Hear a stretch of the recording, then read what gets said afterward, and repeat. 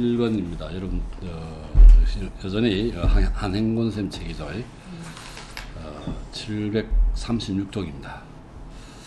저는 이 책을 선정할 때 여러 가지 책을 다 보지는 못했지만 인터넷에서 나돌아다니는 그 스프링이라든지 산 거는 다 이 책 한행곤 쌤 책하고 김문찬 쌤 책을 샀는데 어제 이제 신 교수님 만나가지고 신곡 뭘로 했습니까? 그러니까 박상진 쌤 책으로 했다더라고. 전 유튜브로 본 적이 있습니다. 박상진 요새 근래 유튜브 나오는 사람이고 옛날에는 이제 이 김문찬 쌤이 많이 나왔고 그랬는데, 근데 그 번역이 첫 페이지 번역 인터넷에서 소개한 번역이 마음에 안 들었어요. 그 민음사에서 나왔는데 그것은 중력입니다. 그 사람은 영국에서 하기로 했단 말이야. 내 기억에 박상진 선생은 영어로 된 걸 중력했을 것 같아가지고, 그래서 내가 일단 중력이라서 그러고 번역이 좀 매끄럽지 않아서 제꼈는데 뉴스에 사람들이 있어서 물어보질 않았어요. 왜 그 책을 선정했는지. 그래서 나는 일단 박상진 쌤 책은 제끼고 그냥 이 책을 했습니다 라고만 얘기했는데, 자 그 한번 봅시다. 736쪽에요. 이거 아니구나. 이거부터 먼저 해야 되는데.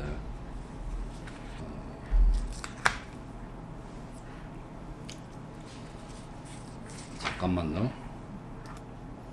김은찬 선생님 요약한 걸 봅시다. 단테는 새삼스럽게 인간의 어리석음을 깨닫는다. 토마스 아퀴나스는 단테의 마음속에 의혹이 생긴 것을 알아차리고 거기에 대해 설명해 준다. 그리고 도미니쿠스회 수도자였던 그는 오히려 성 프란치스코의 위대한 업적과 그의 제자들을 찬양한다. 그러면서 도미니쿠스회 수도자들의 타락한 생활을 비판한다. 그랬습니다.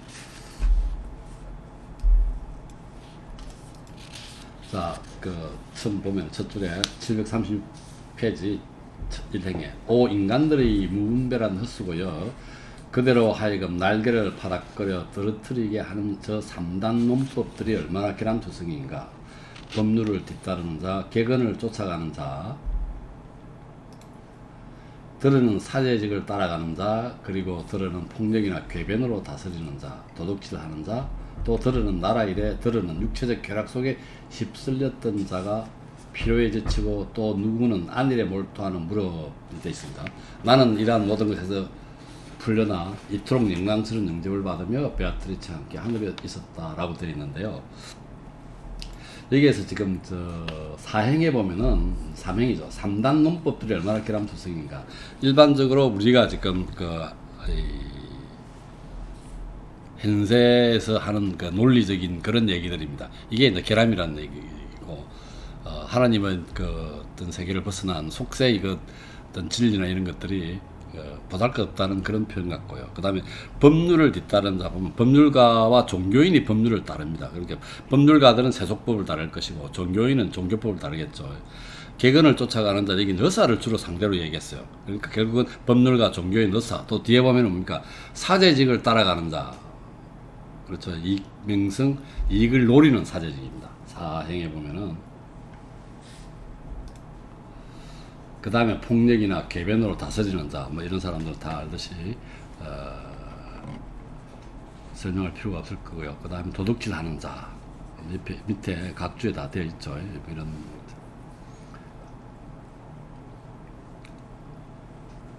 자, 번역에 보면은 필요에 지치고 또 누구는 안일에 몰두하는구나.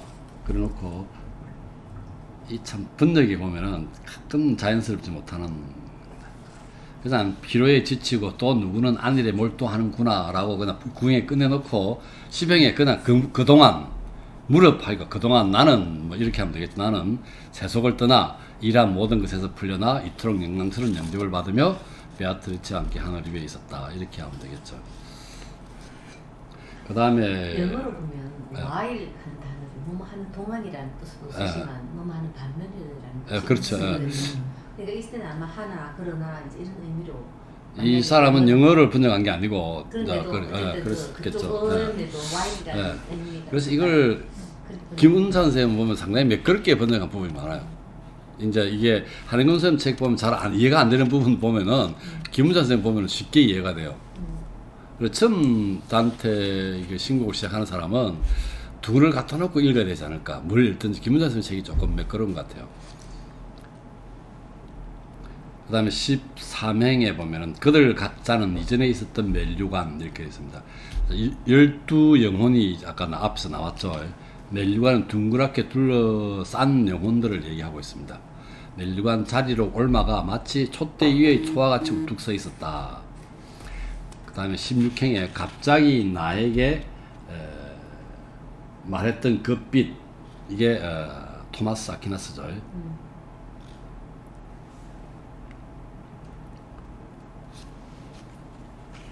그 다음에 이 사람이 말을 하게 되죠.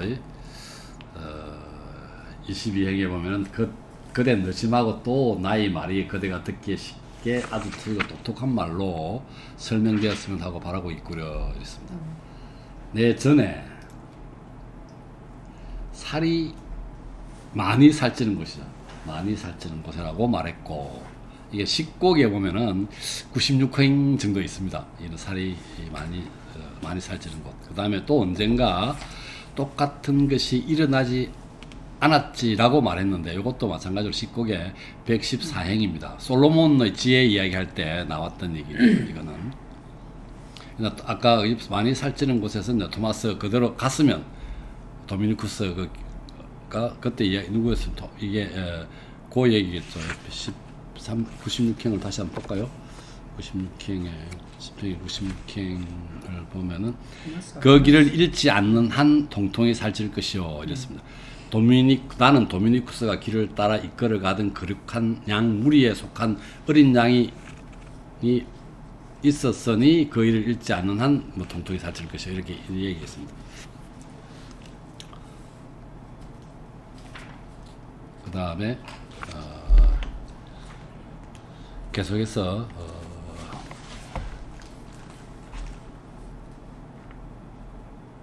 온갖 28행이죠. 온갖 피조물들의 시선이 깊은 곳에 미치기도 전에 가려지는 그 성지, 지혜죠. 지혜로서 세상을 다스리고 있는 하나님의 섭리는, 자, 전에 가려지는, 시선이 깊은 곳에 미치기도 전에 가려지는 뭐냐면 눈이 부셔서 바라볼 수 없다는 뜻입니다.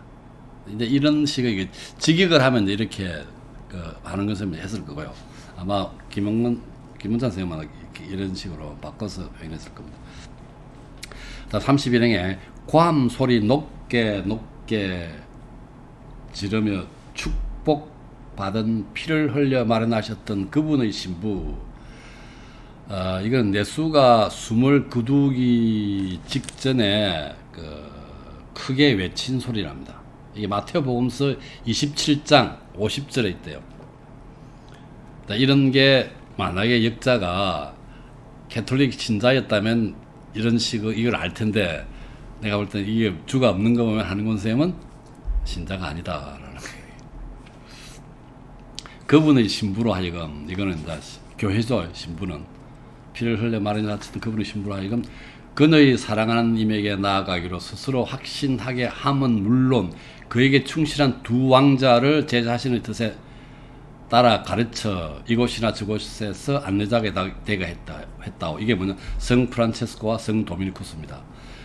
나이가 비슷해요.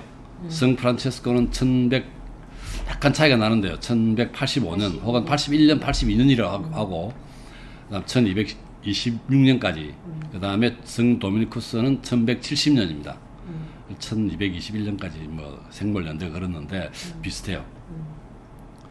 하나는 열정에 있어서 완전히 세라핀이었으면 프란체스코 얘기하는 거고요. 다른 이는 지상의 지혜로 보아 케루빈이나 세라핀은 둘 다 최상급 천사를 얘기합니다. 빛의 한 가닥 광채였다고. 그들은 똑같은 목적에 따라 행동을 했기에 교회를 구하는 겁니다. 교회를 구하는 목적이죠. 자, 그래놓고 이제 이 사람이 성 프란체스코 이야기를 하기 위해서 성 프란체스코의 단성기는 아시시입니다. 로마 근처에 있는, 저도 거기 갔다 왔어요. 굉장히 진짜 너무너무 청빈하게 생활했대. 그 공간이라든지 평수라든지 공간을 보니까 아시시 얘기를 하고 있습니다. 그래서 그게 54행에 보면은 53행에 짧게 말했으면 해서 아세시라고 이러지 말고 제대로 이르길 바라거든 오리엔트를 하라 이러면 태양에 비유합니다. 동방이니까 태양이 동쪽에 있으니까 성 프란체스코를 태양에 비유했습니다. 태어난 시간이 그다지 오래지 않았을 무렵 이게 이 사람이 24세죠. 24세입니다. 이게 이제 그 자신의 성덕으로서 위대한 성덕으로서 세상에 어떤 위안을 느끼게 하기 시작했다고. 이게 자기 그 아버지 앞에서 밑에 주에 보면 나와 있죠. 주에 보면은 21이죠. 예. 아버지의 말과 포목을 팔아가지고 이제 성난 개수에 돈을 냈는데 아버지가 객분해서 주교 앞에 갔는데 이제 이 사람 주교 앞에서 지금까지 당신을 아버지라 불렀으나 이제부터는 하늘에 계신 우리 아버지를 마음 놓고 그렇게 부를 수 있습니다. 이게 그 아시 시간이니까 설명되어 있더구만. 그래서 이제 60행에 보면은 그러한 여인을 위하여 여인은 이제 가난이죠. 위하여 아버지와의 싸움에 달려들어서 청빈입니다. 청빈. 그 다음 페이지 보면 60그러니까 사행에서부터 이 가난을 비유적으로 설명하고 있습니다. 첫 남편을 빼앗긴 이 여인은 그리스도죠. 그리스도가 첫 남편으로 되어 있습니다. 그 다음에 케이사르 이야기도 나오고요. 그 다음에 이 가난에 대한 비유적으로 설명하고 그러다 최종 75행에 보면은 프란체스코와 청빈임을 그대 알아두시오. 이게 이제 둘이가 결혼했다는 얘기죠. 청빈과 결혼했다는 거죠. 그 이후에 이제 제자들이 따랐다는 얘기가 나오고 있습니다. 그래서 79행에 존경할 만한 베르나르도가 맨 처음으로 신발을 벗고 한량없는 평화의 길을 따라 계속 나오고 있습니다. 그 다음 85행에 보면은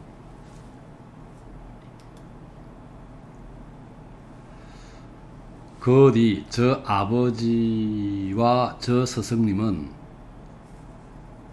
사실은 아버지이자 스승님입니다. 그의 여인과 더불어 또 초라한 노건으로 이미 동념이었던 그 근속들과 더불어 떠났다고 로마로 갔습니다. 이제 그걸 인주를 받기 위해서 로마로 갔죠. 그걸 뭐라는 인준이라나 어쨌든 로마로 갔다는 얘기입니다. 그 다음에 이제 거기 자기 아버지가 부자죠. 뭐 그런 얘기 나오고 그 다음에 교황이 92행에 인노켄티우스에게 밝혔고 수계를 받았고요.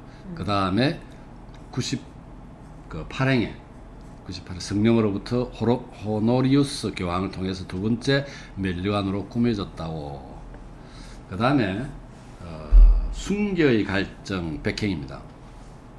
순교의 갈증 때문에 오만한 술탄의 면전에서 거기 갔다는 얘기죠. 십자군정에 따라가서 설교했으나 실패했다는 거죠. 이거는 이런 거 보면 잘 안 될 걸 알면서 본질은 된다고 생각하고 가시나? 순교도 할 겸. 순교하면 천국으로 바로 갑니다만 그걸 목적이 아닌 것 같은데 이 사람의 성격은. 그리고 그치 못했던 것 같아요.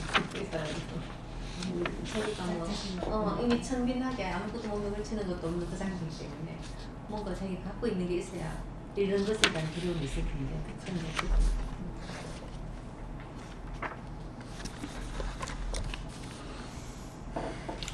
이탈리아 돌아왔다는 얘기를 하고 있죠. 그 다음에 106쪽에 보면 있습니다. 그는 시작해서 테베레 강과 아르노 강 사이에 거친 바위에서 그리스도로부터 마지막 수계를 받아 이를 이태 동안 그 육신에 지니고 다녔다오. 이걸 조금 자세히 설명을 드리면 김은자 선생님 각주에 나와 있습니다.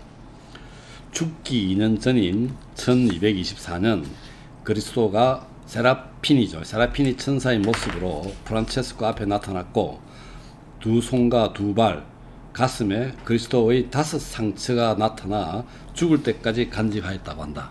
이겁니다. 2년 전에부터 해가지고 내가 계속 아팠나 봐요. 그 죽을 때까지 그 상처 때문에. 이 상흔을 가지고 이거 상흔이라는 네, 그렇죠. 예. 이 상흔을 받은 사람이 보통 이제 그 로마 교회에서 인정이 되면 이분들 다 성인 되겠죠. 예.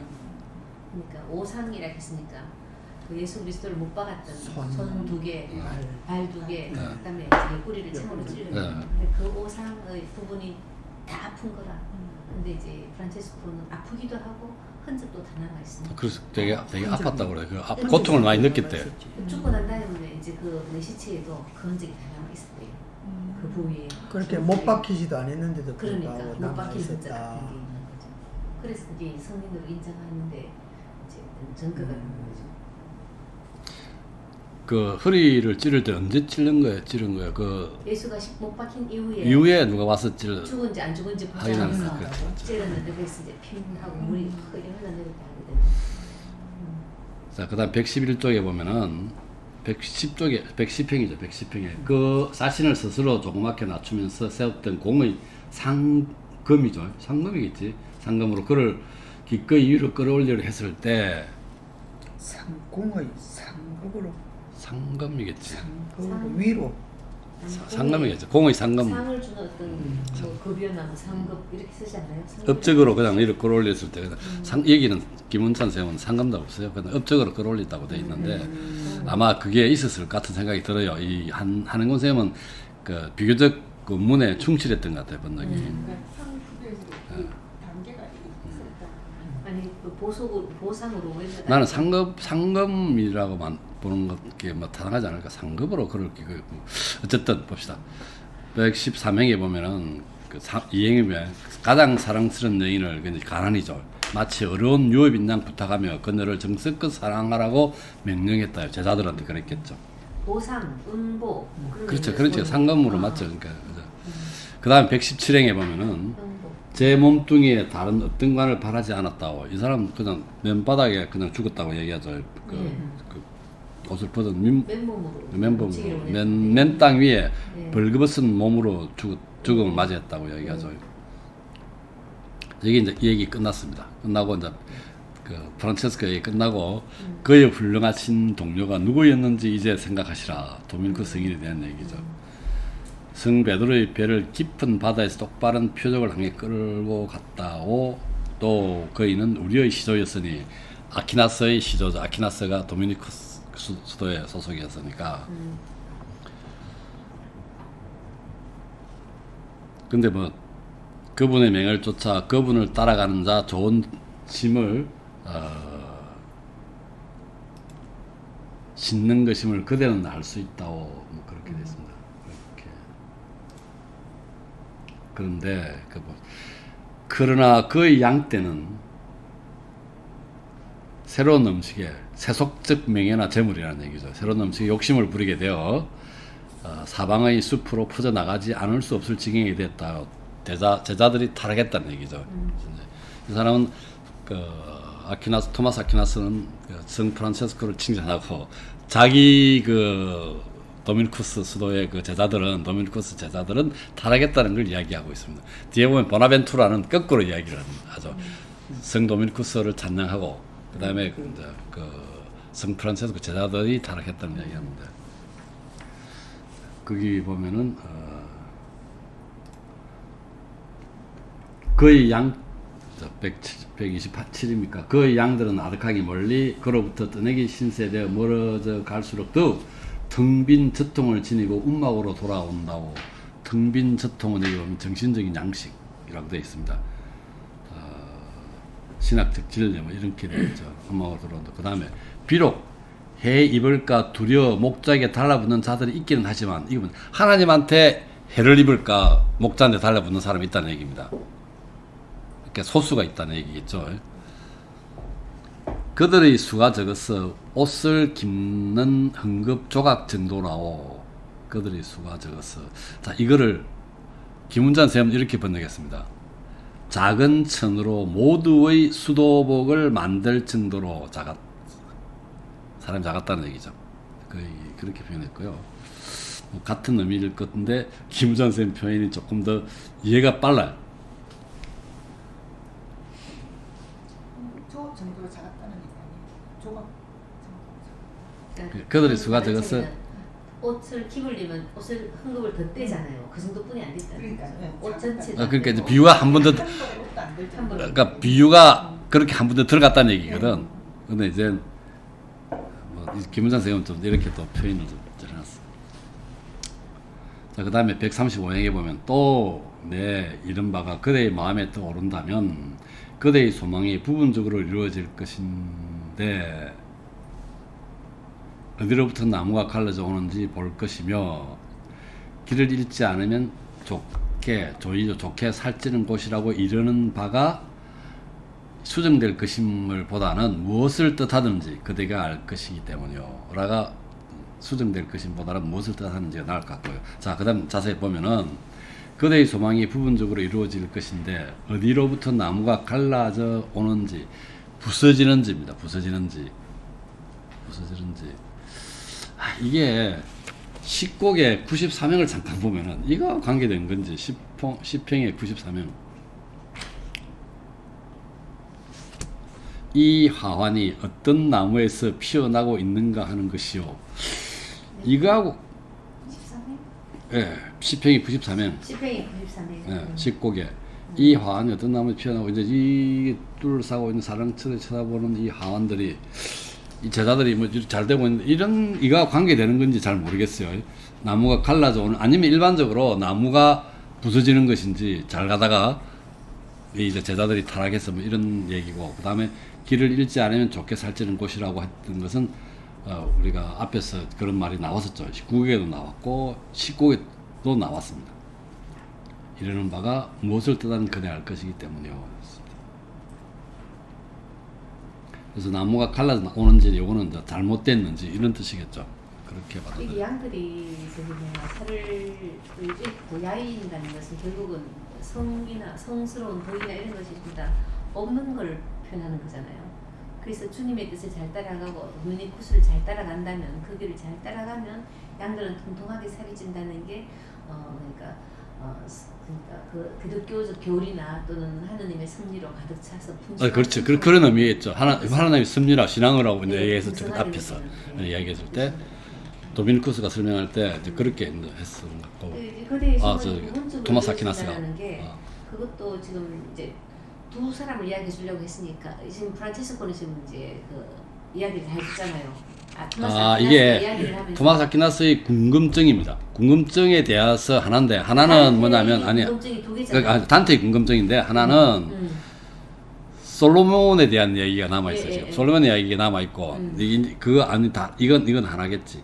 그러니까 지금 현재 이번에 부분적으로 이루어졌다는 것은 그 중에 하나. 프란체스코에 대해서는 내가 얘기해 줄게. 네. 이제 그다음 곡에 가면 이제는 도미니쿠스에 대해서 이제 또 보나벤투로가 또 이야기해 주잖아요. 그걸 이야기한 건지 아니면은 솔로몬에 대한 질문 하나, 그다음 또 이거 하나 이래서 두 개인지 이렇게 큰 거 두 개 있지 않을까.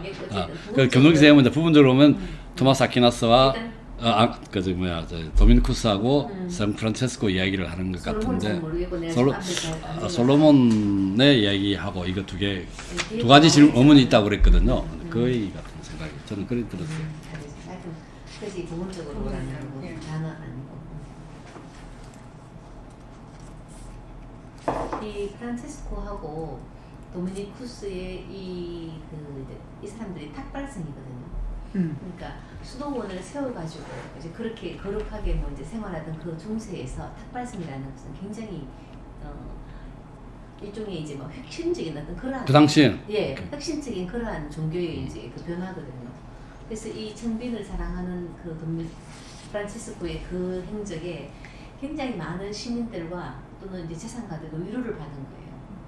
그러니까 자기네들은 죄를 저지르면 무조건 지옥에 가겠다. 이제 이렇게 봤는데 샌프란체스코가 교회에 많은 희사거나 이제 뭐 이제 자기 그런 제3회 하는 걸 만들었어요.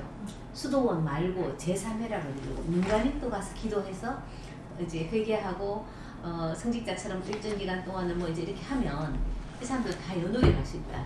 이제 그런 개념이 이제 발달해서 수많은 사람들이 이제 이 프란체스코를 이제 믿고 교황도 생각해보니까 나쁠 것 없고 그래서 이 교황이 그때 인준해준 것도 굉장히 특이한 일이래요. 이런 건 사실은 인준 안 해줘야 되는데. 근데 이게 이제 탁발성에 대한 비난이 뭐냐면 공짜로 왜 밥 먹냐가. 그러니까죠. 이게 근데 우리 불교도 보면은 이게 그 말씀, 승려들 이야기할 때 그게 어떤 의미로 처음 시작하면 이 탁발을 해가지고 이제 그 밥을 하는데 공짜밥이라는 거야. 이게 시주 받아가지고 밥 축낸다는 그 비난을 많이 하거든. 그렇게 울력이라는 뭐 해가 노력을 해서 밥을 지도 스스로 해야지 이렇게 탁발하는 거는 그런 의미로 상당히 안 좋은 측면을 비난하는 그런 내용들이 거기도 나왔던 것 같고 서양 쪽에서도 여기도 그런 얘기를 하는 것 같아요. 한국에서는 그래서 스님이 다시 반생하면 소로 태어난다잖아요. 뭐 그런 맞아요. 공짜로 먹었으니까. 공짜로 공짜로 먹었으니까. 스님한테 받은 거를 다 갚기 위해서 그러니까 소로 일을 해서 갚는 걸로 애 갚아야 된다. 그걸 다르게 조금 제가 알고 있는 탁발성에 대한 이야기를 하면 부처님이 굉장히 가난한 여인에게 탁발을 요구한 거예요. 뭘 달라. 그러니까 부처님 가난한데 어떻게 이걸 탁발을 합니까? 막 이렇게 이야기하니까 그럼 부자만 나에게 음식을 주고 탁발을 해주고 복을 받는단 말이가 저 가난한 여인에게도 내가 베품을 통해서 덕을 받을 수 있도록 해줘야 되는 거다. 그래서 우리가 보통 보면 절에 가면은 왜 천주교도 그렇지만 행사날 되면 떡해가지고 이렇게 보시하잖아요. 보시하는데 그 보시가 단지 그가 주는 게 아니고 나누어 줌으로 해서 다시 받을 거라는 거죠. 그래서 복을 받는 게 아니고 복 짓는다는 거다. 거죠. 그래서 방금 이야기했던 탁발이 우리나라에서는 보통 옛날부터 보면 스님들이 집에 가서 탁발을 하는데 동남아 여행 이렇게 뭐 골프 내는 거 가오시면 길거리에서 양복 입은 젊은 연인들이 가다가 음식을 사가지고 비닐봉지에서 그분에게 주면서 그냥 주는 게 아니고 무릎을 탁 꿇고 인사를 하고 드리거든요. 그래서 정당히 받는 거죠. 그래서 방금 우리가 이제 이야기한 것 중에서 이제 복을 내가 받는 게 아니고 복 짓는 일이다, 나눔 자체는. 근데 그 스님 입장에서 보면은 이제 아까처럼 그쪽에서 입장에서 보면 자기 노력 안 하고 그냥 받는 거잖아요. 그래서 그걸 비난하는 사람이 있고 그게 또 좀 타락했겠죠. 나중에 그 중세에서 보면은 탁발성이 뭐 조금 타락한 거 있잖아요. 그런 게 나와서 그런지 약간 거기에 대한 비난하는 그런 처음 시작할 때는 상당히 그러니까 정민의 생활을 하려니까 뭐 묵고 살아야 되니까 아무것도 없는데 그렇게 시작했겠지만 그런 이제 나중에 그게 뭐 그 원래 얻어했던 거하고 조금 이제 타락되면서 일어난 일 같은 일종의 이제 개혁이죠. 그 당시는 수도원이 굉장히 부자였잖아요.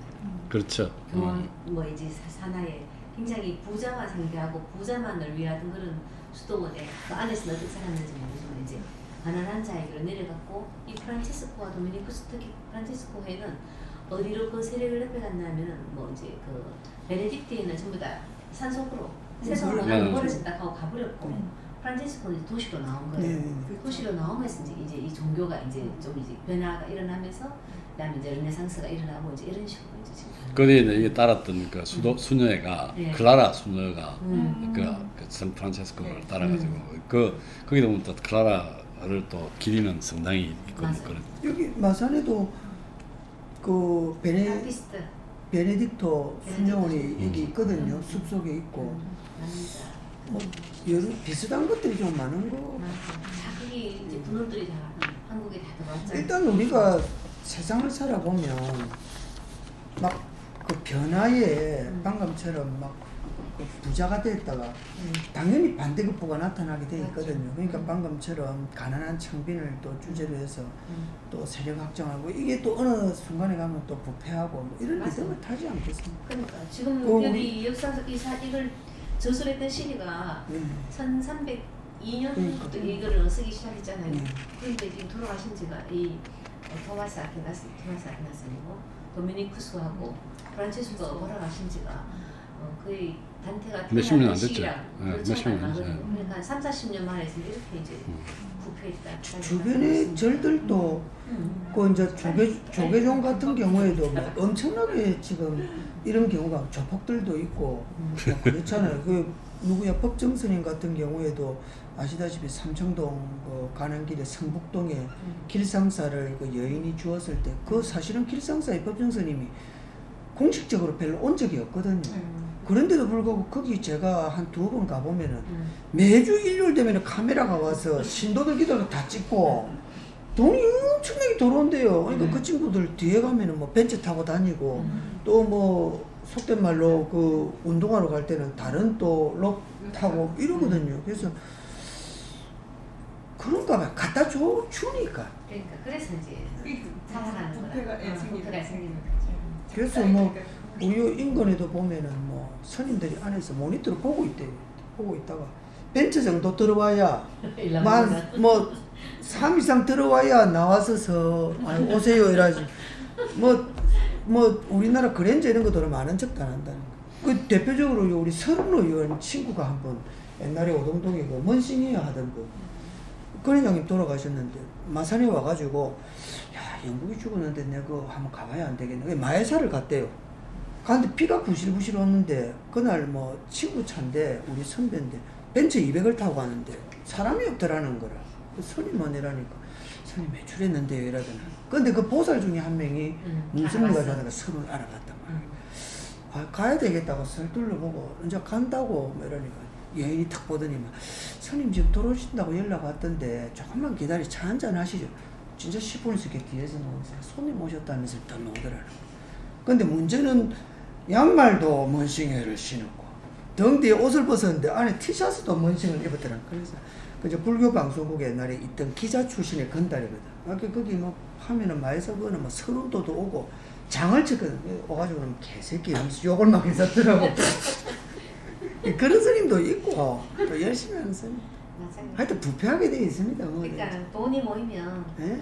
그 물길에서 전부 다 그 시대적으로 이렇게 막 부패한 시대는 청빈 쪽으로 갔다가 그죠. 또 청빈애들이 지나고 나면 다시 또 그게 부패가 됐다. 이게 자꾸 반복이 되는 거죠. 그죠 곡선처럼. 네. 근데 부분적으로 이런 거는 지적해 주시니까 모르고 넘어갔다 그 좋네. 자, 12곡 볼까요? 네. 그 김문찬 선생님 요약은 토마스 아퀴나스의 말이 끝나자 다른 한 무리의 영혼들이 또 다른 고리를 이루어 처음 고리를 둘러싸고 돌아간다. 그리고 보나벤투라가 성 도미니쿠스의 공덕을 찬양하고 프란체스코 수도의 부패를 개탄한다. 보나벤투라는 이제 프란체스코 제자겠죠. 프란체스코 수도자였던 그는 토마스 아퀴나스가 프란체스코 수도회를 찬양한 것에 보답하려는 것이다. 그리고 자신과 함께 있는 영혼들을 소개한다.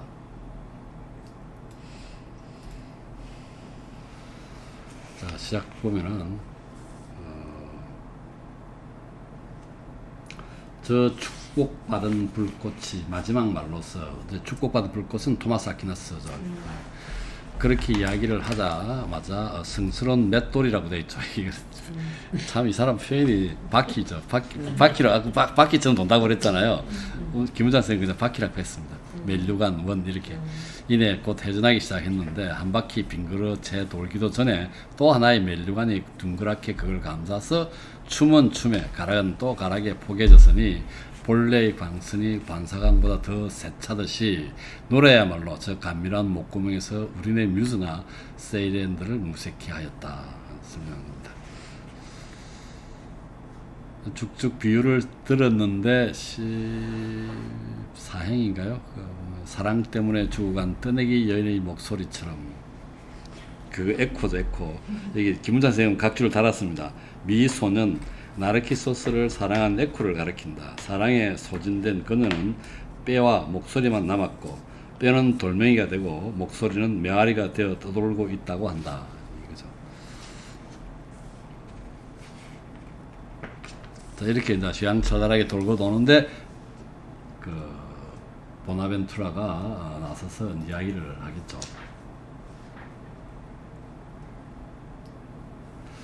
목명 가능이면 에코예요. 목명이 어디 있어요? 그러니까 방황하는 얘기 뭐 여인의 목소리를 어떤 분은 이제 목명이라고 해놨네. 목명. 나무에서 나오는 소리가. 그래서 에코.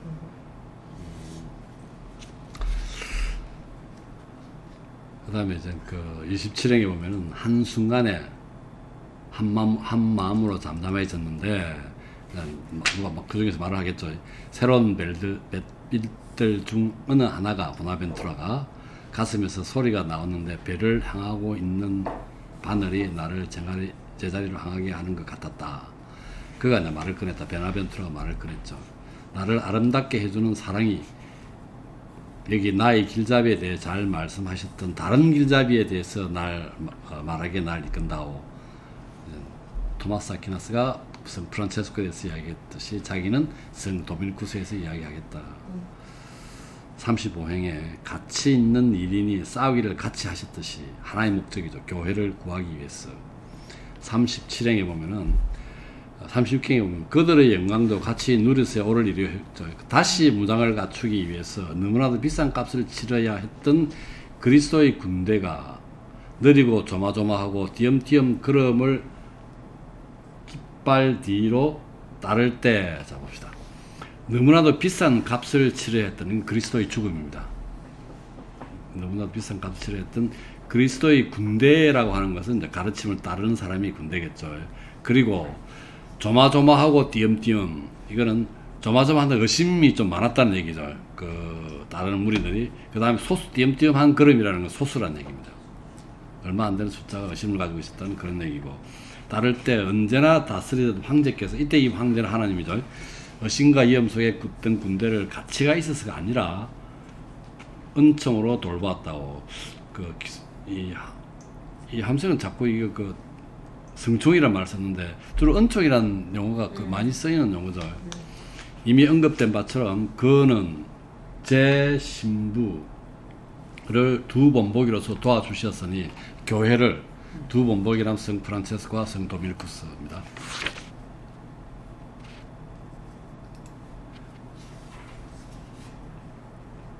그 은행에 따라 흩어졌던 사람들이 모였다고 그렇게 돼 있죠. 그 다음에 이제 이 사람이 도미니쿠스 이야기를 해야 되니까 도미니쿠스가 태어난 곳을 이야기하고 있습니다. 그래서 쭉 이야기하면서 57행에 보면은 메스키 그지없는 성스러운 용사가 태어났다고. 도미니쿠스는 그 이단과 많이 싸웠기 때문에 이런 성스러운 용사라고 표현됐고요. 그 다음에 60행에 그의 어머니를 예언자로 만드셨다고. 이제 김운찬 쌤의 각주에 의하면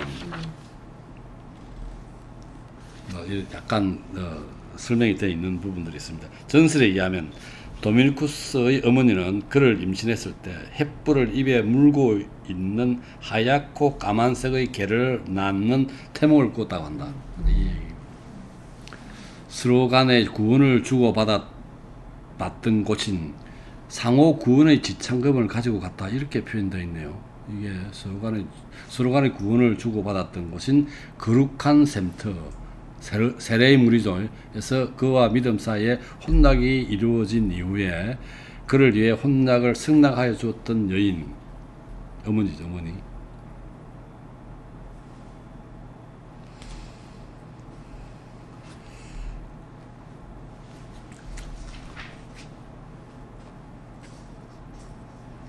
그다음 기기묘묘한 열매를 꿈속에서 보았다고. 이 각주는 또 김은찬 선생님 이렇게 돼 있어요. 그의 어머니로 꿈에 아들의 이마 한가운데 별이 있는 것을 보았다고 한다.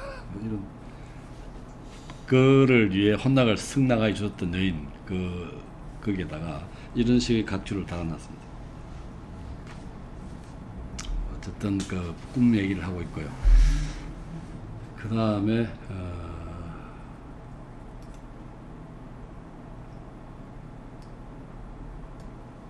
69행에 보면 68행이죠. 여기로부터 천국으로부터 영이 내려가 그가 온전히 속해 있던 자의 소유객으로, 주에 보면은 도미누스라고 되어 있는데, 그죠? 도미누스. 소유객이 도미니쿠스라고 그러대요.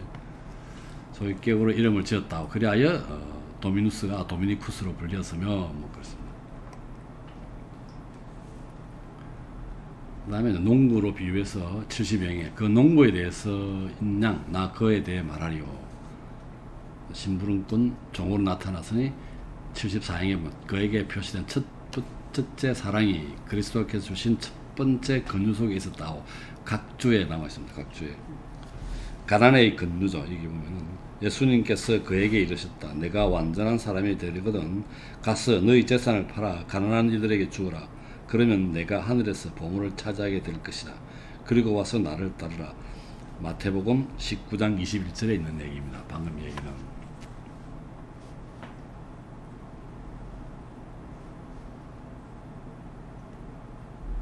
첫 번째 근유는 가난의 근유겠죠. 그 다음에 78행에 나는 이 일을 하러 왔다. 얘도 이게 그 21행의 주에 보면은 마르코 복음서에 있다는 얘기죠. 21행에 마르코 복음서에. 그 다음 그 아버지 이름이 나옵니다. 그 아버지 이름이 행복하다고 되어 있죠. 80행에 보면 진정 행복한 별체 있고, 어머니 이름은 또 하나님의 은총이라고 되어 있죠. 지오반나.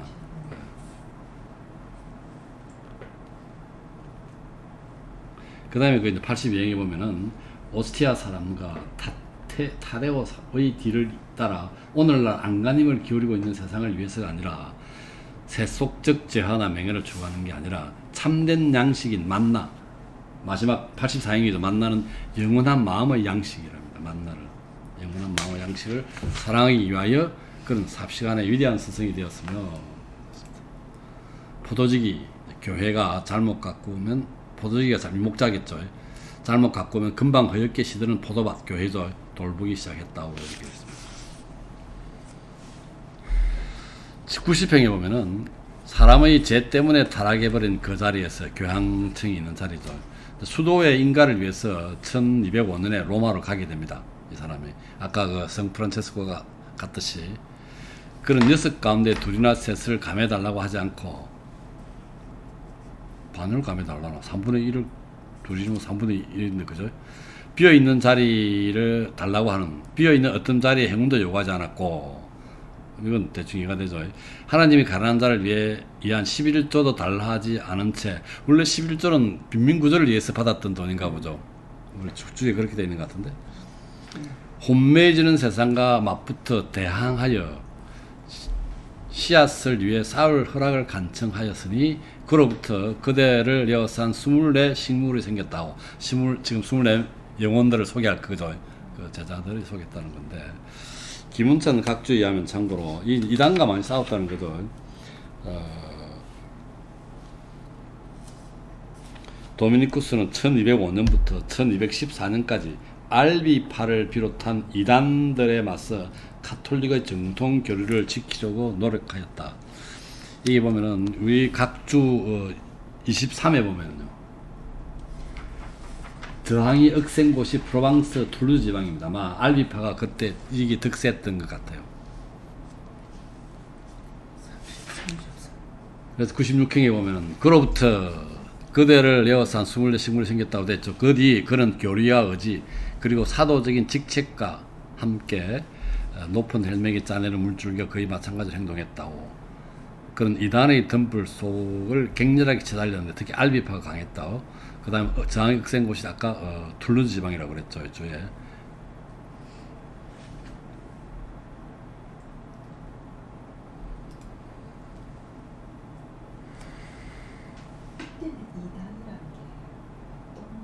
근데 이 이단이라는 거는 뒤에 보면 굉장히 큰 이단이 나와요. 삼일체를 부정한 거. 아리우스파라고 유명한 파가 있어요.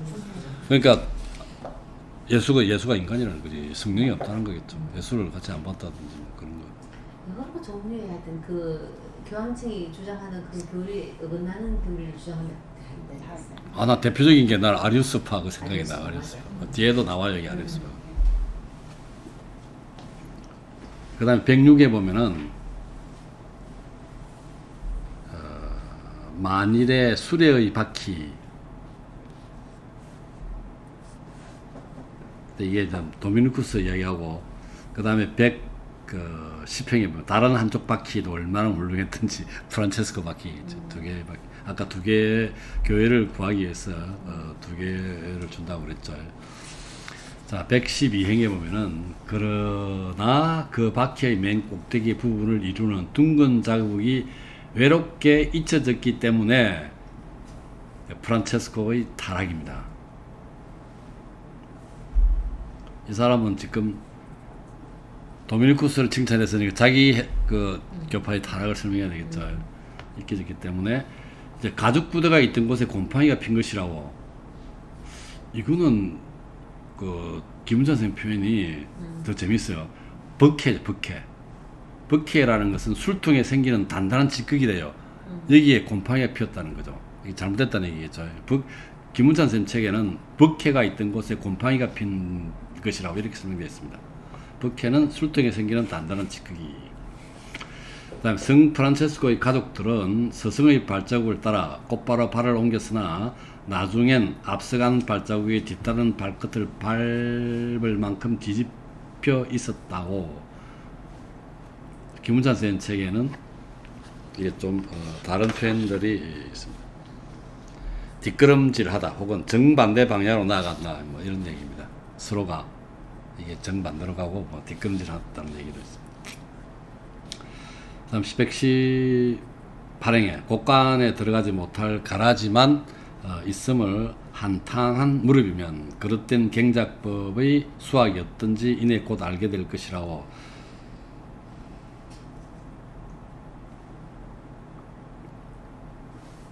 자, 이게 보면 주에 보면은 이 두 개의 파장이 이제 다퉜다고 그랬죠. 그 파장은 정신파, 인스파라고 되어 있고요. 각 주에 보면 각 주에 36개 36개 있죠. 파장은 정신파와 인스파 두 파로 나뉘었다고 되어 있고요. 여기 다른 책에는 영승파라고 되어 있는 영승파, 정신파를 영승파라고 되어 있고요. 좀 강경한 파랍니다. 회칙을 엄격하게 지켜야 된다고 그러죠. 그 다음에 인스파는 수도파, 온건한 파인데 이걸 좀 완화하자는 얘기고요.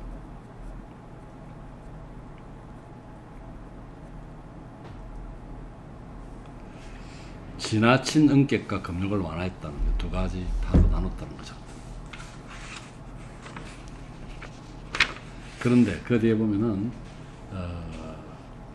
122행에 내 생각에 우리의 책을 한 장 한 장 뒤적거리는 자라면 나는 내 바라는 그대로요 라고 쓰여진 종이를 아직도 발견할 것이요. 봅시다. 계속해서. 그러나 카셀레아에서나 스파르타 이거는 양쪽 본거지입니다. 강경파의 출신지 혹은 온건파의 출신지에서도 그러진 못하였으니 거기 그 계율을 읽는 자들 중 그것은 하나는 그걸 흘겁게 하고 하나는 꽉 조이겠다는 말이죠. 그래서 자기를 소개하죠. 나는 바노레지오의 보나벤투라의 영혼으로 커다란 직군에서 언제나 속세의 일랑 뒤로 미뤘다고 이렇게 되어 있는데 다른 쪽에는 N쪽의 일이라고 되어 있습니다. 근데 N쪽은 좀 안 좋다는 얘기가 속세의 일이겠죠. 여기는 속세의 일로 바로 번역했고요. 그 다음에 다른 사람들 얘기 좀 나옵니다. 그 다음에 우리가 좀 들었던 사람이 137행에 보면 안셀무스 있죠. 안셀무스. 안셀무스. 캔터버리 대주교죠. 그 다음에 첫째 하계의 훌륭히 손질해 놓으셨던 저 도나투스. 주에 보면은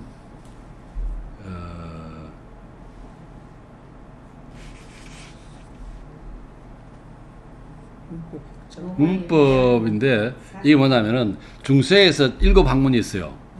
3학과 4과가 있죠. 3학 중에 보면은 문법, 논리, 수사. 근데 문법이 이제 라틴 문법이니까 제일 먼저 있겠다. 그게 있고 4과는 음악, 산술, 기하, 천문 이렇게 있어요. 이게 4과랍니다. 그 다음에 라비누스 있고요. 그 다음에 마지막에 보면은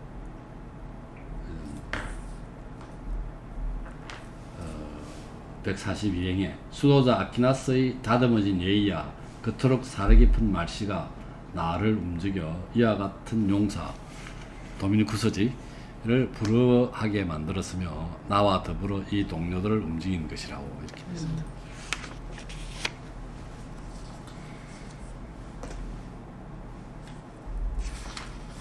프란치스코의 내부분들이 1317에서 1318이니까 진짜 단테가 이 작품을 쓰던 그 시기에 딱 맞네요. 그러니까 벌써 얼마 되지 않았을 때 벌써 부부와 타락이 났고 이게 분열이 났다는 뭔가 뭐 있으면은 또 이렇게 돼야 돼요. 정반합이잖아 세상에. 어떤 방향으로 가는 그에 대한 전체적인 나타나. 그런 거 많이 느낍니다. 자, 13곡을 볼까요? 단테는 두 개의 왕관을 이루고 있는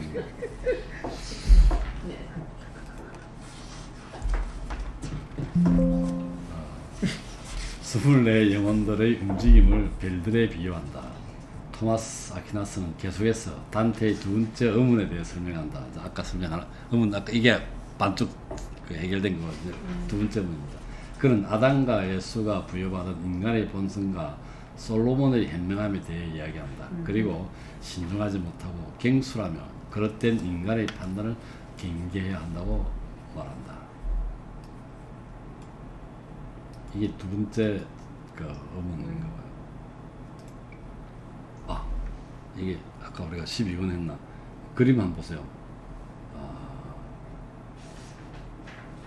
그 돌의 그림인데 이게 12 한번 보세요. 19 돌의 그림이고 12곡에 있는 돌의 그림입니다. 저 앞에 내가 하나 갖다 놨을게요. 그 책을. 네, 그래서 저도 가져왔어요. 요새 그 친절하게 그 임지연 쌤을 위해서 내가 자 이 그림 있잖아. 이거 뭐냐 이거. 이게 12 맞지? 이 그림이지. 12그 곡에 있었던 그림이잖아. 19, 21이죠. 21. 요 여기 있습니다. 요 친구. 이 그림 맞죠? 이 그림입니다. 자 이걸 봐 그냥.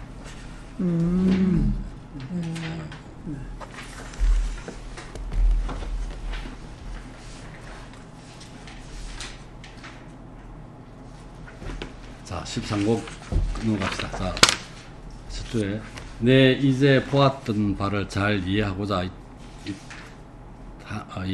하는 자 있다면 생각해보라. 그리고 굳은 바위처럼 그 영상을 간직하시라.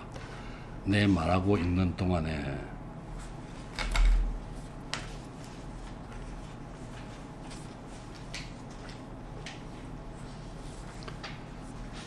대기의 온갖 층 훨씬 너머로 방금 그림 봤던 그거의 같은데요. 그죠?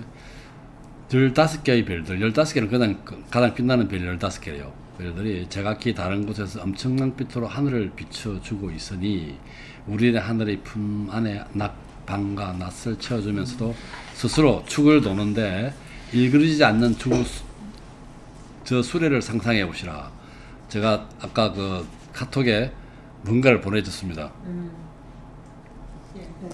별자리를 보내줬습니다. 제가 그 큰 곰 별자리 안에 작은 곰 별자리가 들어있죠. 우리가 작은 곰 별자리가 북두 7승입니다. 그래서 그건 이것도 보면 그리고 저 뿌다구지가 뭔가 뿔의 입구지. 뿔의 입구를 그려보시라. 뿔의 입구 이게 그 북극성 있는 쪽인가 봐요. 그건 천축의 한쪽 끝에 시작돼요. 그 제일 그 고리가 있는 게 그 뿔이죠. 그 북극성 있는 그게 그 뿔의 그쪽에 시작돼요. 이렇게 되어 있습니다. 그 다음에 그 미노스의 딸 뭐 스스로 표적 쭉쭉 나오고 있고요. 자 21행을 보면 미노스의 딸은 각주에 그 있죠. 버림받았는데 나중에 바쿠스의 아내가 되고 위로 올라가서 별자리가 되었죠.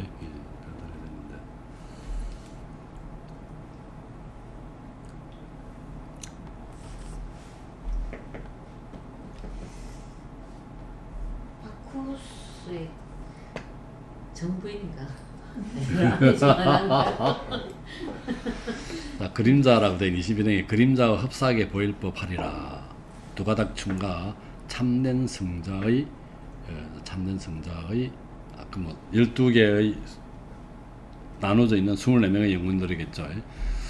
21 그림자와 흡사하게 보일 그림자는 영상을 얘기한다. 여기서는 특히 그늘지고 불안전한 영상 이렇게 쓰면 각주에 나와 있습니다. 자, 여기서 먼저 저기서는 22행입니다. 저기서는 다른 모든 것을 앞질러가는 하늘. 저기서는 원동천입니다. 원동천. 이게 모든 것을 원동천에서 돌린다고 그랬죠. 하늘이 제 골대기입니다.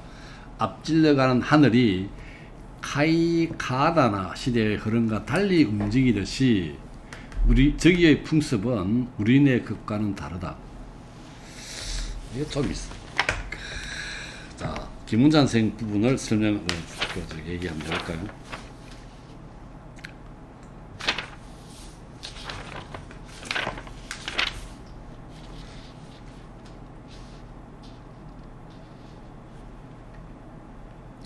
자, 그곳은 우리의 경험을 초월하였으니 가장 빨리 도는 하늘, 하늘이 키아나의 느린 움직임을 능가하는 것 같다. 자, 김은장 선생님 표현이 훨씬 이해하기 편할 것 같은 생각이 들어요. 제가 판단하기엔 자 뭐냐면 그곳은 우리의 경험, 운동천이죠. 하늘의 경험은 우리의 경험을 초월하였으니 그곳은 하늘이죠. 가장 빨리 도는 하늘, 이게 원동천입니다. 그렇겠죠?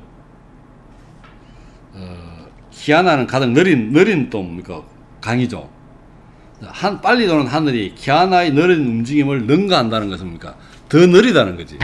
저는 그렇게 받아들인다면 이가 다르다는 거예요. 가장 빨리 도는 것이 키아나보다 더 느리게 보인다는 뜻으로 받아들였다는 얘기죠. 저는 그렇게 받아들였는데 이 한생 책은 한행관 선생님 책은 좀 모르겠어요. 이게 김은상 선생님 책은 그렇게 받아들였습니다. 자, 이건 우리와 풍습과 다르다 이렇게 돼 있고요. 자, 거기선 또다시 나옵니다. 25행에 거기선 25행이죠. 바쿠스는 아폴로를 칭송하지 않았고, 자, 속세의 축제는 뭡니까? 주로 바쿠스 아니면 아폴로입니다. 주로 뭐 딴 축제도 많지만 대표적인 거 나왔고, 춤과 노래. 여기는 하나님의 성품 속에 있는 삼위와 일체 안에 있는 신성과 인격을 노래했다. 일체 한 인격이죠, 한 인격. 위격이라는 말을 쓰대요. 그 캐톨릭에서는 위라고 생각해요. 위격이는 신성과 인성이 같이 있다는 얘기죠. 삼위는 그렇죠. 삼위는 성부와 성자와 성령이고 일체 안에 있다는 것은 그리스도 안에 인격과 신격이 있다는 것을 얘기하고 있습니다. 자, 그 다음에 노래함과 빙빙 도는 춤이 적절히 끝이 나자 저 성스러운 빛들은 스스로 이것저것 만끽하면서 이게 17일에 보면은 여기는 이것저것 만끽하면서 하나님 위는 그리스도 아래는 단테라고 되어 있는데 김은찬 쌤은 그냥 춤과 노래라고 되어 있습니다. 이게 뭐 더 직설적인 표현 같아요. 우리를 향해 저들의 관심을 당겼다. 그 다음 31년 계속해서 그리고 아까 하나님의 가난한 사람 프란체스코를 들어 그의 훌륭한 생애를 내게 노래하던 광명 토마스 아퀴나스 조화된 영혼들 속에서 침묵을 깨뜨리고 말했다. 토마스 아퀴나스와 얘기죠. 볏집이 타닥대고 곡식을 이미 곡간에 거두었을 때 그 달콤한 사랑은 나에게 또 다른 하나를 타작을 한다. 의심을 이제 풀어달라는 얘기죠. 천국의 영혼들은 상대방의 그 마음을 읽을 수 있다는 얘기입니다. 그 미각 때문에, 그 미각은 그러니까 하와의 그거죠. 선악과 온 세상을 멸하였던 아름다운 밤 하와죠.를 만들기 위해 갈빗대를 뽑힌 자죠. 이거 아담 안에서 그리고 창에 찔려서 온갖 죄악을 그리스도 함투에만 움쭉 나오면서 만족시켜 주신 그분의 가슴 안에서나 인간의 본성이 갖도록 허용된 빛이라면 무엇이든지 간에 그들 둘 아담과 그리스도를 이루신 하나님의 힘으로부터 쏟아진 것이라고 그래 여긴다오. 여기까지 문제 없겠죠. 이 사람이 토마스가 이야기하는 거죠. 지금 단테한테.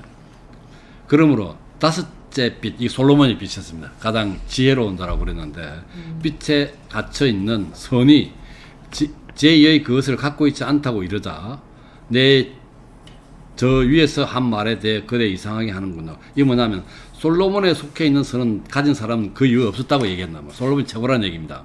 선에 있어서는. 자, 이제 내 그대에게 하는 대답에 눈을 뜨시오. 그러면 그대의 믿음과 나의 말이 마치 진리 속에서 원의 중심을 이rum을 볼 것이오.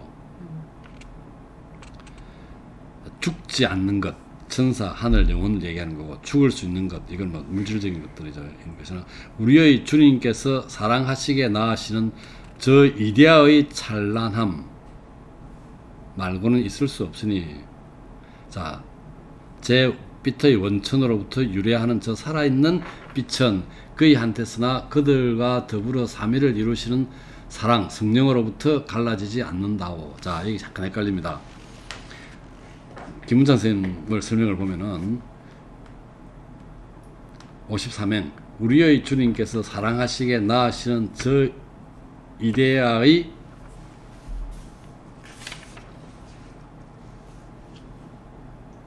반사된 빛이 아닐 수 없으니 이렇게 됐습니다. 이데아라면 여기서 성자죠, 성자. 이 성자라는 것은 로고스라고 되어 있고요. 성자를 얘기합니다. 성자의 반사된 빛이 아닐 수 없으니 제 빛의 원천 성부죠. 성부로부터 유래하는 저 살아있는 빛은 성자가 되죠. 성자가 되고 그이한테서나 그들과 더불어 삼위를 이루시는 성령으로부터 갈라지지 않는다오. 성자는 성령을 갖고 있다는 얘기고요. 언제까지나 하나로 되어 일체가 되어입니다. 일체가 되어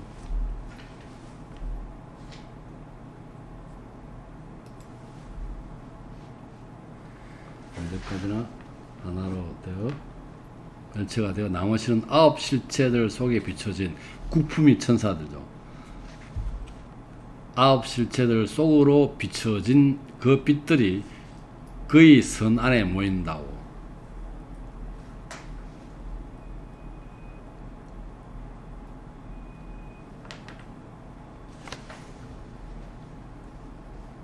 자, 이것 김은찬 선생님 책을 보면은 당신의 선으로 아홉 실체들에게 마치 거울처럼 그 빛을 비추면서도 당신은 영원히 하나로 남아 계십니다.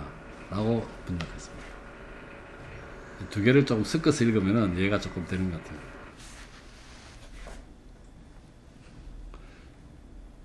그 다음에 그리하여 그들로부터 점차 하늘에서 하늘로 옮겨지면서 마지막 요소들에 내려와서는 오로지 멸망하고야 말 우발적이라고 되는 우연적인 것들만 이룬다고. 용어가 좀 우연이라고 쓰는 게 훨씬 더 매끄러운 용어 같아요. 이 우연적인 것들은 내 생각에 하늘이 움직이면서 씨앗을 갖고 혹은 씨앗 없이, 씨앗 갖는 건 동식물이고 씨앗 없는 것은 강물이나 무기물이 되겠죠. 생성된 것들을 두고 말이죠. 이런 것들의 밀랍과 그것을 만들어주는 힘이 항상 같은 것이 아니고 이데아적 포식에 따라서 다소간 차이 나게 비치기에 더 반사가 되고 덜 반사될 수 있다는 거죠. 이로부터 똑같은 종류의 나무가 더 좋고 더 나쁜 열매를 맺게 맺어주게 되고 또 그대들은 각각 다른 재주를 갖고 태어난다요. 차이 나는 원인을 설명하고 있습니다. 이게 이제 뭐 예를 들어 그 뒤에 뭐 똑같이 하면 똑같이 되겠지만 그렇지 않다는 얘기를 설명하고 있고요. 그 다음에 78행에 보면은 자연도 이처럼 빛을 흐리고 있는 것이라고. 이게 자연적으로 우리가 손을 떨면은 그림이 예를 들어 달리 아무런 동달한 예술가라도 달라질 수 있듯이, 그러나 뜨거운 사랑이 성령이죠. 성령이 어떠미신 힘, 어떠미신 성부입니다. 밝은 모양새 성자죠. 이데아입니다. 를 마련하시고 찍으시는데 바로 거기서 모든 완전함이 얻어진다고. 그래서 아담과 예수는 완전하다는 뜻이겠지. 일찍이 흙이 너무너무 완전한 동물 아담이죠. 아담을 지릴 만한 가치를 부여받았음과 같이 임신한 동정녀도 그렇게 이루어졌다고. 인간의 본성이란 저 두 가지 인격, 아담과 그리스도입니다. 안에 있던 것과 같아 본 일이 없었고 또 그러지도 못할 것이라는 그대의 생각은 내 받아들여. 아담과 그리스도가 가장 그러니까 완벽한 그런 뭐 그렇겠죠. 두 가지 인격이라고 그러겠죠. 오라, 내 이제 더 이상 말하지 않는다 하여. 그럼 이분은 어찌하여 견줄자가 아닌가? 솔로몬입니다. 견줄자가 없는가요? 이 사람 지혜에 대해서 견줄자가 없다고 그랬잖아요. 이분은 뭐냐 이겁니다.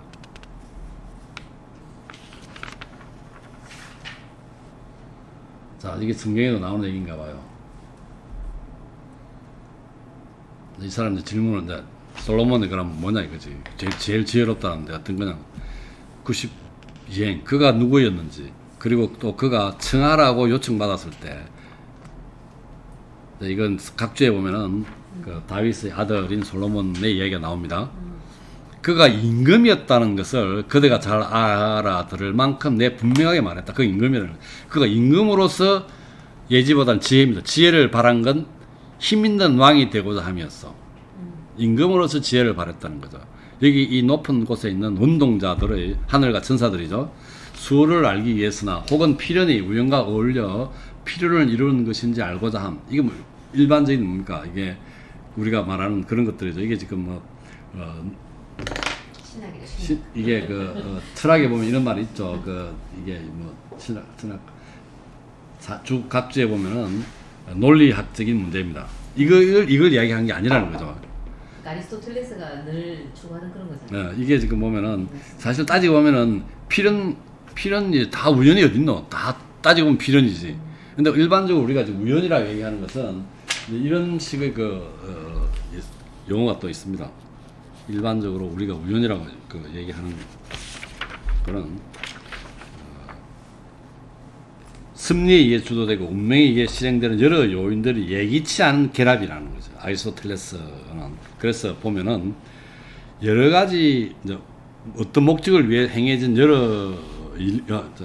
목적을 위해 행해진 일에 여러 가지 원인들이 결합되어서 예상하지 못한 일이 일어나는 것을 그냥 우연이란단 말입니다.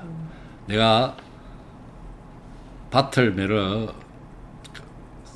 가가지고 땅을 팠는데 거기서 수억의 돈이 발견됐다는 거지. 이거는 내한테는 우연인데 사실은 보면 따지면 필연이라는 거지. 그 누군가 거기 돈을 숨겨놨기 때문에 내가 그다음 숨겨놨고 내가 그걸 팠기 때문에 발견됐다는 거죠. 할 일이 있는 거지. 이게 지금 그래서 이 표현해 보면은 이게 이제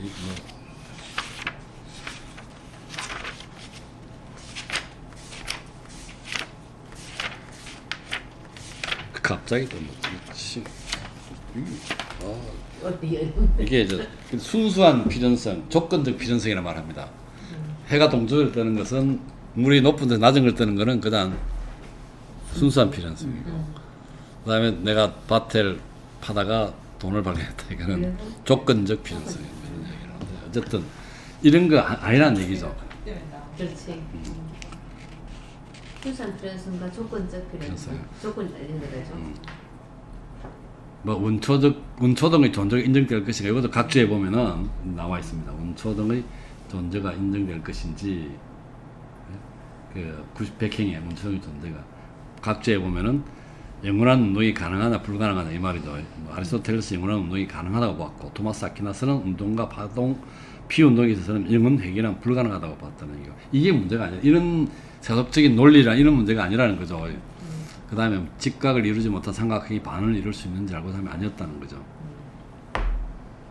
순수 학문이 아니라 왕으로서 지혜를 배웠다는 그런 거죠. 그래서 그러므로 103행에 보면은 내가 절에만 하던 것 10곡입니다. 732쪽에 봐야죠.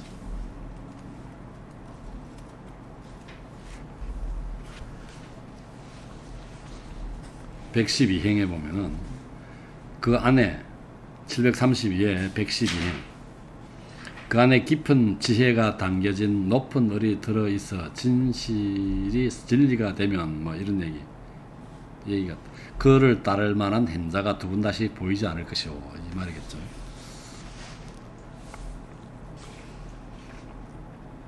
그 다음에 다시 돌아와서 104행에 계속해서 음미해 본다면, 내가 전에 말했던 것과 지금 이것을 음미해 본다면 내 의도의 하살이 관역을 마친 비길 바 없는 지혜가 곧 왕의 지혜임을 알 것이요. 왕의 지혜입니다.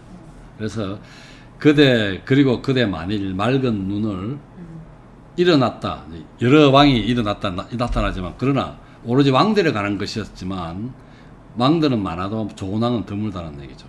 그 얘기입니다.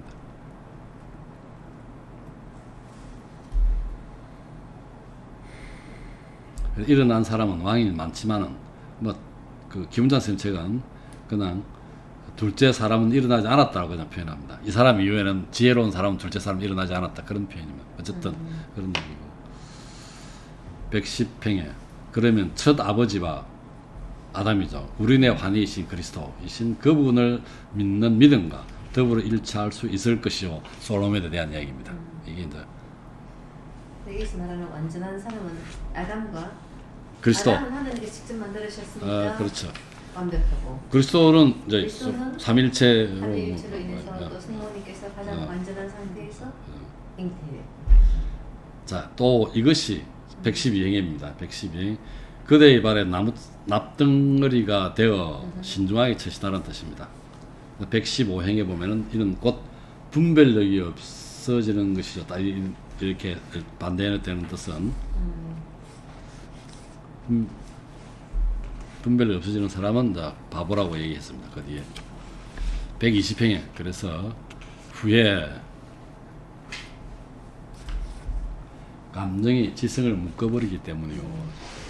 진리를 낚아내는 자 재주를 지니지 않아 떠날 때 모습 그대로 돌아올 수 없기에 헛된 것 그 이상의 해를 입고 강가를 떠난다고.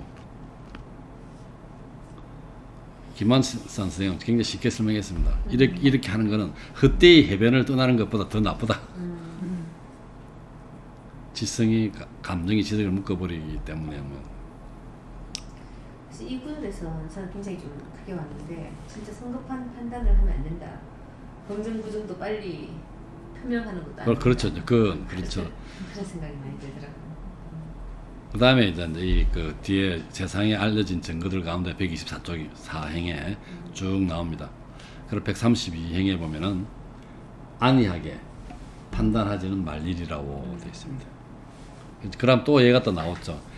앙상한 가지 드세던 나무가지에서 장미가 피었고 곧장 바다를 손살같이 달리다가 포구 입구에서 사라지는 배 이런 거. 그 다음에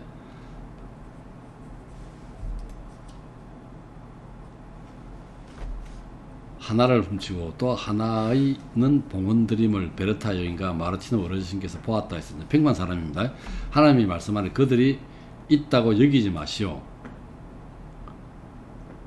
저희가 일었을 수도 있고 이가 떨어질 수도 있다라고 되어 있는데 그다 김은자 선생은 그냥 둘 다 그가 일었을 수도 있고 그가 떨어질 수도 있다 이렇게 됐습니다.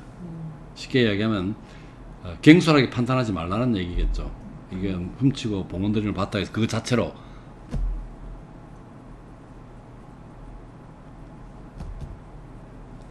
이 봉헌드림 이제 훔치고 봉헌드림을 봤다 해서 이렇게 쓸 수도 있다는 것은 어쨌든 간에 훔치는 동작을 하려다가 뭐 안 했든지 아니면 봉헌드림을 하려다가 또 떨어질 수 있다는 것은 봉헌드림을 하다가 또 떨어뜨렸다든지 뭐 어쨌든 간에 끝까지 봐라는 얘기죠. 갱솔하게 보자. 판단하지 말라는 얘기 같아요. 응? 그러니까 훔치는 게 나쁜 게 아닐 수도 있고. 아, 그건 그렇지. 훔치고 봉헌드림을 봤다고 해서 그 자체로 좋은 게 아니고 그걸 자체로 판단하지 말라. 갱솔하게 판단하지 말고. 보이는 것에 어떤 사람은 훔치가고 어떤 사람은 시주 봉헌을 하는데 근데 그 속에 뜨는 다른 의미가 있을 다른 의미가 있을 수 있고 뭐 또 그 동작이 컴플리트한 동작이 안 될 수 있잖아. 그런 얘기 같아요. 누구를 시주한 것처럼 보이는데 사실 훔쳐갈 수도 있고 뭐 그런 얘기. 쉽게 얘기했으면 갱솔하게 그 얘기 판단하지 말라는 그런 얘기인 것 같습니다. 이 보면 잘 나가던 배가 침몰하는 것도 본다는 거 있잖아요. 이거 이제 그 오디세이아 하야키스 쪽이라는 나라의 사람들이 이제 배를 태워서 오디세우스를 자기 나라로 돌려보내잖아요. 돌려보낼 때 이제 완전 인공지능처럼 목적 딱 하면 쫙 가는 거야. 그래 가야 되는데 오디세우스를 태우고 돌아오는 길에 포세이돈이 화가 나서 보복당하죠. 그래서 그걸 하나의 이제 뭐 스파이스물 만들어버리지. 파이선을 만들어버리잖아요. 바로 이런 거죠. 잘 나가는 데다 그냥 한국에서 갑자기 파이선을 만드는 걸 보는 거죠. 저는 요즘 그 우리 기사 중에서 왜 오징어 게임이나 또 오영수 선생님 보면서 오늘 선조에서 이상하게 불렸대요. 아니 그래 저는 그 기사를 보면서 그분이 그랬다고 생각하지 않고